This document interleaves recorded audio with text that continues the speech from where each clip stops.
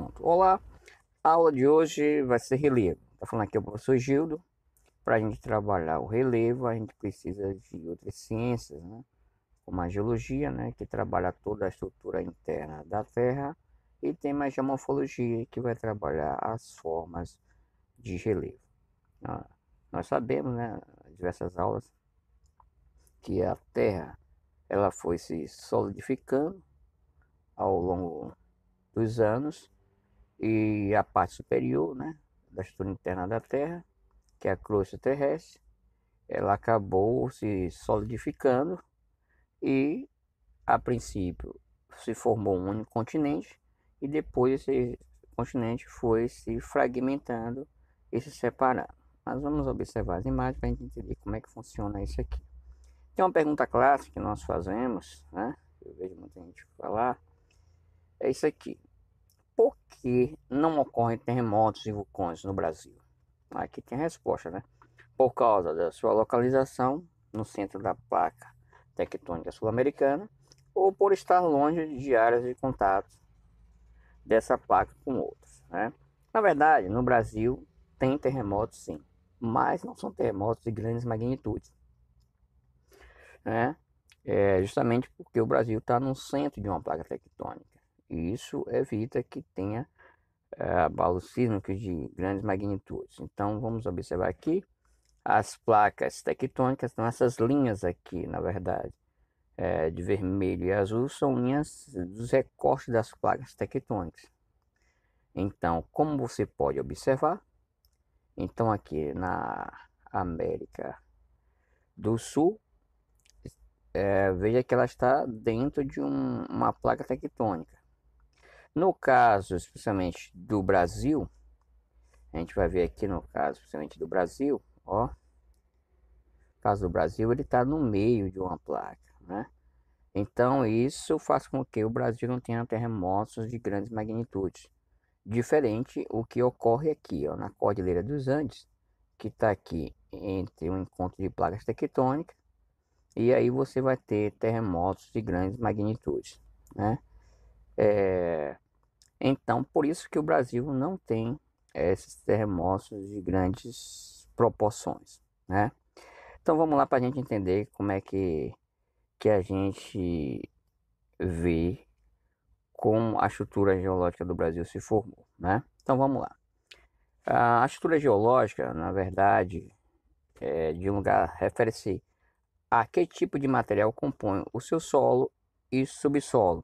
Ou seja, a estrutura geológica é a parte principal, é a base da formação de um relevo. No caso da estrutura geológica, especialmente do Brasil, é classificada considerando três unidades básicas. São dobramentos antigos, bacias sedimentares, ou cráton ou escudos cristalinos. Na verdade, o que nós chamamos de dobramentos antigos, os crátos, na verdade, quando a Terra ela foi solidificada, o que foi que aconteceu? Formou as rochas. Então, através da solidificação do magma, e aí formou o que nós chamamos de os crátons, e também chamado de dobramentos antigos. Então, no Brasil, você não vai ter grandes altitudes, justamente por quê? Porque o relevo do Brasil foi formado numa era geológica muito antiga, e com isso o relevo foi se desgastando, formando as bacias sedimentares. Você vai encontrar, por exemplo, na Cordilheira dos Andes, na Cordilheira do Himalaia, o que nós chamamos de dobramentos modernos, que não existem no Brasil, justamente porque essas áreas estão no encontro de placas tectônicas. E no encontro de placa tectônica você vai ver esses dobramentos, tá? Aqui no caso do Brasil, dobramentos antigos, também chamados de cadeias orogenéticas. Orogenética significa que houve, na verdade, um movimento horizontal de duas placas, né? E aqui tem dizendo, são resultantes do erguimento lento e horizontal, né? O que é isso na verdade? Uma placa acaba pressionando uma outra e com os milhões de anos elas vão se dobrando, tá? No caso do relevo do Brasil foi formado na era pré-cambriana. Essa era pré-cambriana, na verdade, é a mais antiga. E com isso ele foi se desgastando através da chuva, né, as águas das chuvas, do vento, inclusive do próprio sol, acabou se desgastando e formando o que nós chamamos de bacias sedimentares, tá? Então, aqui, estrutura lógica do Brasil, você tem as bacias sedimentares, que são resultantes do acúmulo em áreas mais baixas de sedimentos e detritos oriundos do desgaste sofridos pelas rochas de terrenos mais altos ao longo do tempo geológico, o que eu tinha falado. Então, as montanhas vão se desgastando, esses sedimentos vão caindo e vão formando as bacias sedimentares. Hoje no Brasil temos basicamente 64% do seu território formado por bacias sedimentares. Nelas encontram-se os combustíveis fósseis, carvão e o petróleo, tá? Então, justamente, para você ter ideia, o petróleo e esses materiais fósseis, o que aconteceu? Os sedimentos foram caindo, foram soterrados, inclusive floresta, uma série de elementos foram soterrados. Depois de milhões de anos, isso foi se desgastando, se decompondo e formando esse óleo que nós temos hoje, chamado de petróleo, né? E temos aqui, na verdade, essas bacias sedimentares. Aqui a gente dá uma ideia de como isso aconteceu, né? Longínquas atividades vulcânicas, então, quando a Terra estava se resfriando, os vulcões começaram a explodir e essas lavas, na verdade, vão endurecendo e formam uma rocha. Inclusive no Brasil, milhões de anos, ocorreu um grande derramamento de lava, principalmente na região sul e sudeste do Brasil. Esse derramamento de lava vulcânicas acabou gerando, na verdade, o que nós chamamos hoje de terra roxa, que é um solo bastante fértil, devido à grande quantidade de minerais que existem nele, né? Uma outra coisa, solos dispostos em camadas horizontais, e a conclusão é que pouca ação do tectonismo no Brasil. O que ele quer dizer com isso? Quer dizer que, como o Brasil não está no encontro de placas, então não houve muito movimento das placas. Então, quando a Terra se solidificou, acabou endurecendo, enrijecendo e só promovendo desgaste ao longo do tempo. Então, por isso que hoje a maior altitude do Brasil chega mais ou menos a 3.000 metros, diferente de outros lugares. Essas bacias sedimentares se formaram justamente na era paleozoica, e mesozoica e cenozoica, assim, são eras, assim, teoricamente mais recentes em relação à era pré-cambriana, quando foi formado os escudos cristalinos, tá? Então aqui, os escudos cristalinos, que foram formados antes das bacias sedimentares, são terrenos mais antigos, né? Erodidos e de baixas altitudes. Justamente como eles são mais antigos, acabaram se desgastando e ficando numa altitude menor. Os cratons encontrados no norte do Brasil e nas Guianas são exceções, pois possuem grandes altitudes. Isso aqui no norte do Brasil é porque, teoricamente, acabou sendo uma formação mais um pouco recente e acabou gerando essas altitudes, tá? Então vamos lá. Então os cratos, que corresponde na verdade aos escudos cristalinos, né? Como eu já tinha dito, foi formado nessa era pré-cambriana e hoje na verdade correspondem na verdade a 36% do território brasileiro. Ou seja, 64% do território brasileiro é formado pelo desgaste desses cratos que formou, na verdade, ou formaram as bacias sedimentares, no caso do Brasil. E aí vai se constituir as formas de relevo que nós temos, na verdade, no Brasil, né, e no mundo geral. Você tem aqui o Planalto, né, que é uma área elevada, né, teoricamente plana. Aí você tem aqui a montanha. Essa montanha, quando ela vem com um conjunto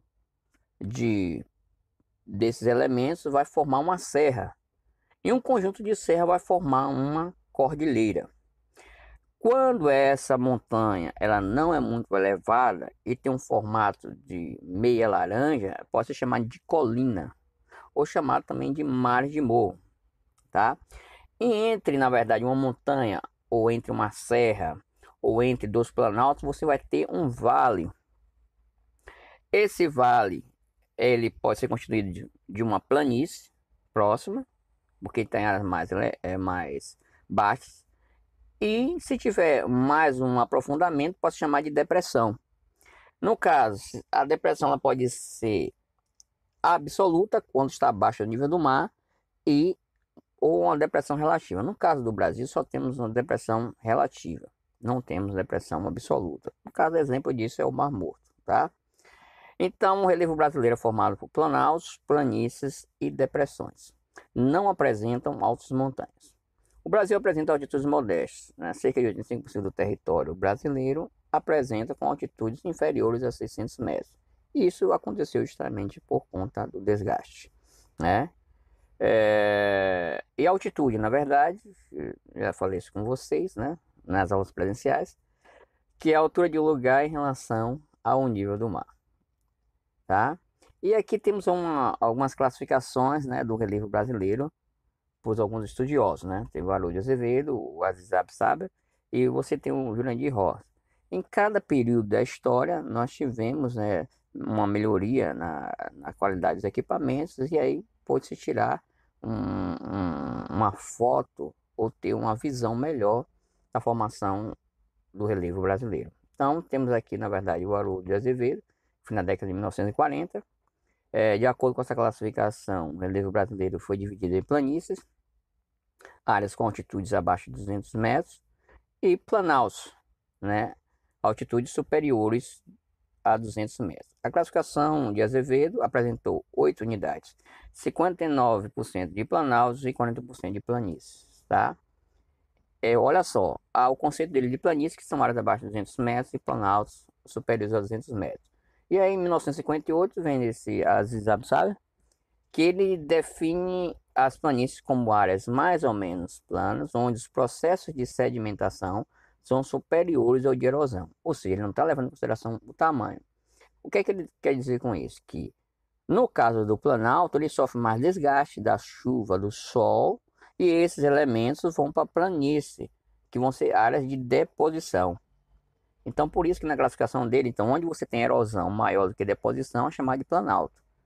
E a planície, onde tem maior acúmulo.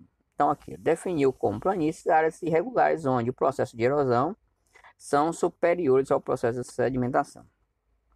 Então, a classificação de Absaber apresentou 10 unidades, 75% de planaltos e 25% de planície, tá?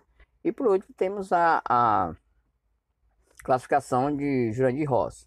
O relevo brasileiro é formado por planaltos e planícies. Então, planaltos são áreas relativamente elevadas, formadas por rochas resistentes, que podem ser cristalinas ou sedimentares. Ou seja, o planalto, mesmo estando alto, ele pode ter sedimentos que caem em outra área mais ou menos elevada, que também pode ser considerado um planalto. Delimitado por escarpas. Escarpa, na verdade, é a parte da chamada de encosta, né? Aclives acentuados do relevo, onde os processos erosivos predominam e as superfícies são irregulares. Basicamente, é quase a informação do Absaber, que diz que o planalto sofre mais erosão do que a planície.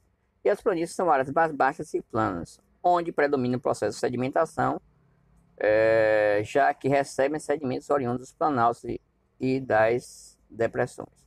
Depressões são áreas de relevo levemente aplanado e rebaixado em relação às áreas em torno, onde a ação tanto da erosão quanto dos sedimentos, mas predominam os processos erosivos, né? São 28 unidades de relevo, 11 planaltos, 11 depressões e 6 planícies. Então, você observe que as planícies não estavam contidas em algumas formações anteriores, e aqui já se encontra isso daqui.